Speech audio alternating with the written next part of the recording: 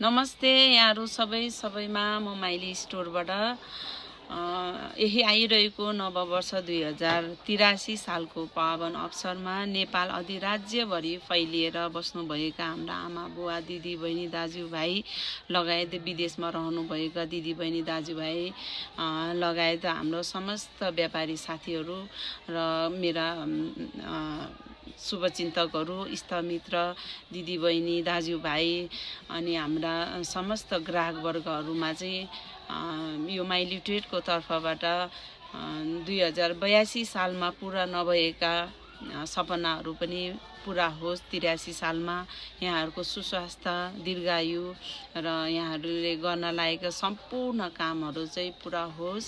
यो नववर्षमा जसरी नववर्ष आयो त्यसै गरेर हजुरको जिन्दगीमा पनि उमङ्गले छाओस्। हजुरको जिन्दगीमा गर्न लागेका कामहरू सबै पुरा होस् भन्ने शुभकामना सहित 2083 सालको चाहिँ यहाँहरू सबैमा चाहिँ शुभकामना।